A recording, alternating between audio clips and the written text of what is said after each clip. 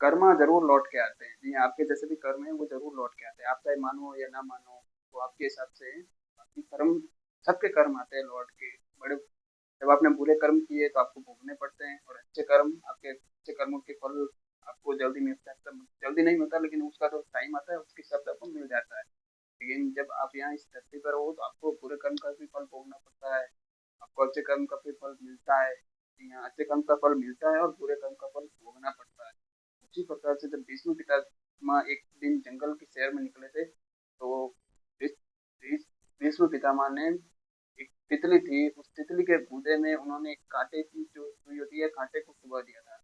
उस प्रकार का जो कर्म बना था, जब महाभारत का युद्ध हुआ, जब अर्जुन ने भीष्म पिताजी को बाणों की सैया पे सुला दिए थे, 58 दिन तक बाणों की सैया पे वो सुले थे भीष्म पितामह जी।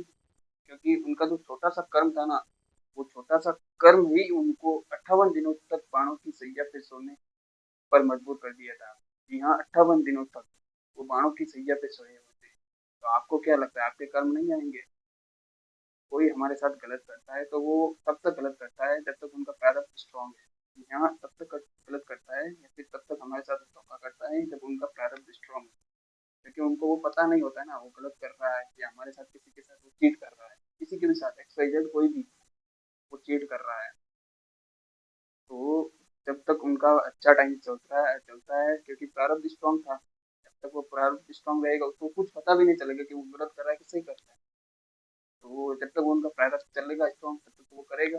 और धीरे धीरे जैसे टाइम बदलेगा, प्रारब्ध कमजोर होता जाएगा, और जो कल का जो किया वो कर्म वो आज लौटने लग जाएगा, तब उनको रियलाइज हो जाएगा कि मैंने तो उस समय ये नहीं किया होता तो आज मेरे को सही रास्ते पे चलना अच्छा लगता था। लेकिन जब उनका प्रारब्ध स्ट्रांग था तो उस समय वो समझ नहीं पाया, कोई भी हो। तो उस समय तो हमारे साथ वो गलत ही कर रहा था और कुछ समझ में नहीं आया।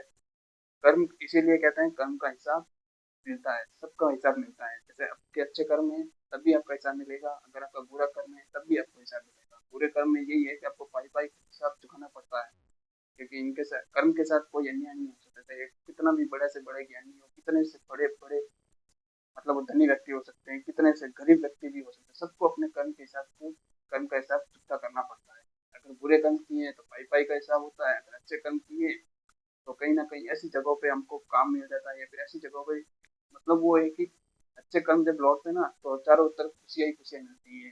अंदर से वो अच्छा फील होता है कि हाँ, वाकई में मेरे अच्छे कर्म लौट गए हैं। जब बुरे कर्म होते हैं ना, जो बुरे कर्म ने किए होते हैं, जब उसका रिजल्ट आता है ना, तब हमको टेंशन होती है, एंजाइटीज होती है, और कई ऐसी चीजों से गुजरना पड़ता है कि जहाँ हमको लगता है कि यार ये मेरे साथ तो हो नहीं रहा है, वो मेरे साथ तो होना चाहिए था। तो इसीलिए कहते हैं कि कर्म जब भी करो सोच समझ के करो। अच्छे कर्म आए या ना आए, लेकिन बुरे कर्म हमेशा लौट के आते हैं।